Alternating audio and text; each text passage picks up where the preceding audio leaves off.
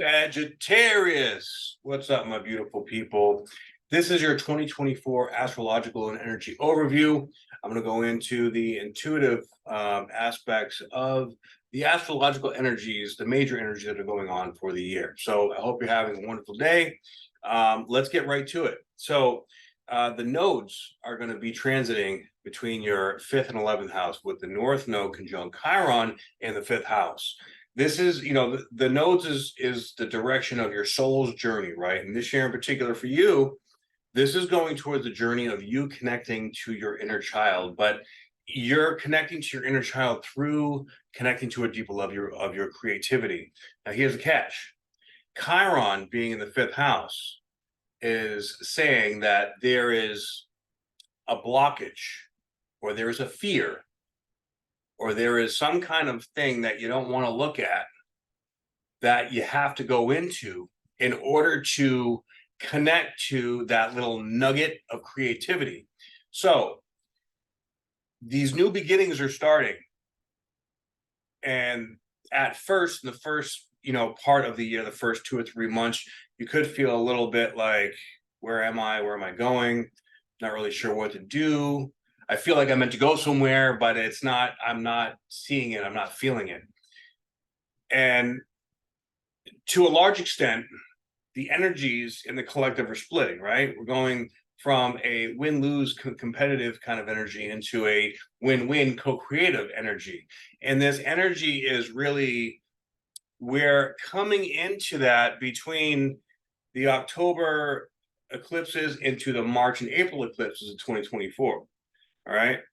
Now, with Pluto coming into Aquarius, that's really going to open up people wanting to connect with each other. And Sagittarius, as you know, you guys love to connect. You love to travel. You love to get out there and be around people, right?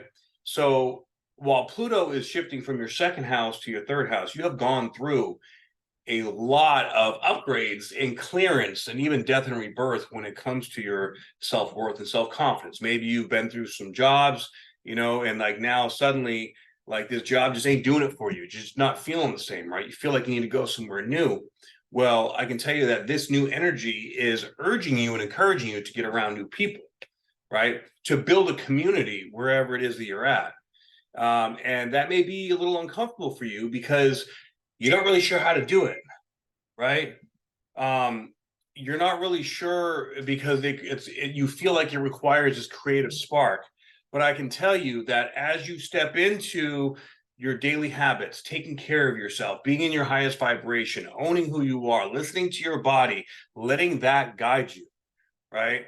And of course, creating that stability and that foundation in your energy, you're going to be going to places and you're going to be connecting to people. It's your choice whether you just like want to connect and be like, hey, you're cool, I'm cool, let's be cool, right? There's no agenda. There's no, I need to go out and do it because I'm trying to sell you something, or, networking, the whole foundation of networking for you is changing, and you're learning you're learning a new part of yourself. Like, I don't need to network, like, because I trust and have faith that, the universe is bringing me what I need. And as you get to know new people, when you get to know them, oh, you're into that, hey, I'm into that too, let's, and you just dive into these passionate things that you're connecting to, it's going to bring awareness into these new aspects of your consciousness that you haven't connected to yet, because these are still kind of a part of your wounded inner child. All right. Now, connecting to that, doing inner child work is going to be really important. But I will say that there is a death and a rebirth coming here with regards to solidifying a new layer of your self-worth and self-confidence, right? But it's happening slowly over time. This is a slow, deep soul rebirth. So I almost feel like you're integrating these past life energies with Saturn and Neptune sitting in the 4th house. There's some kind of karmic shift that's happening when it comes to your home and family, and you're gonna intuitively know, right? Like, this is my home, I'm keeping this, or I want to move here, I don't know what's going to happen. And then suddenly things are just going to unfold, and it's going to unfold through meeting new people and connecting to new scenarios, and that's going to connect you to your inner child. But the way that you're going to be able to get out and do this is through really taking care of yourself, your physical health. All right. You're going to have a lot of opportunities here to really like get in great shape, or really just be strict and like dialed in on, you know, your health, your wellness, your fitness. All right. And then about May, June timeframe of 2024, Jupiter will go into Gemini, into your seventh house, which is where you finally get to really connect to some really powerful people. And that connection to those powerful people is going to also teach you a whole new layer of what's possible. So there's a whole lot of this energy of what's possible, right? And as you're allowing yourself to explore what's possible, these creative things are going to start to bubble up and pop up. But you have to surrender into letting these new pieces of creative energy come up, because it's coming up from a new way. The old way of doing things is dead. It's gone, right? So as Pluto comes into Aquarius, we're going to feel a lightness. Hallelujah. Thank God, right? While all this crazy changing and stuff's in the world, keep your focus on the co-creative energy, and allow the karmic justice, if you will, to unfold and take place. And the karmic justice for you is happening in your fourth house, right? With your, maybe there's going to be an improvement with your relationship to your mother. Maybe you're going to move somewhere that you've been wanting to move and you just didn't know how you're going to do it, right? Neptune will be at 29 degrees of Pisces for 5 months, being very, this in the fourth, so the fourth house, eighth house, and 12th house are all the psychic houses. Fourth, I feel, is that's where you're grounded and you're connected to your ancestors. That's like the Native American kind of house, if you will, because you're connecting to your past, but this connecting to your, you know, the people that came before you that are on the other side even, right? And with this energy, I feel like this is really heavily integrating a lot of the energies from your lineage and understanding where you come from cosmically and energetically, so that we can start this new chapter. And I'll tell you what, Jupiter with Uranus in the sixth house, you know, for the first, they're going to conjunct in April. This is incredible for really taking your self-care and having your day-to-day life on point, which I don't know about you, but for me, that's critical to have everything else going efficiently and fluidly.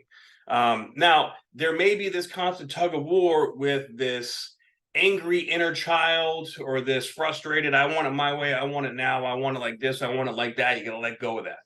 Okay. And this is, but you let go of it through accepting it, allowing it. Oh, like I feel triggered here. You got to feel the trigger. Okay, what is trigger trying to teach me? Allow it to come through. You communicate it. The communication, especially with Pluto coming in the third house, is also deeply about communication, learning new ways to communicate to yourself, to the world, about your purpose, to your siblings, to your friends, to your partner, whoever. All right. Deep energies about learning how to communicate in a new way, and let that shine through. And who knows, it could be that your communication, the way that you communicate, leads you into this new way of being. And you know, that's where your new life purpose is going to be, right? Communicating your passions.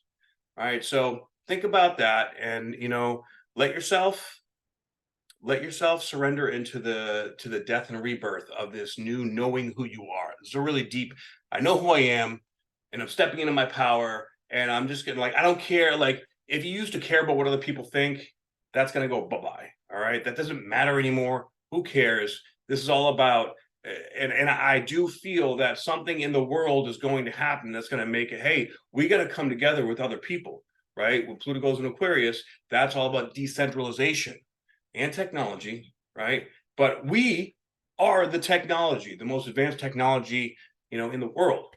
So how do we utilize our technology of our consciousness to come together to create a better world?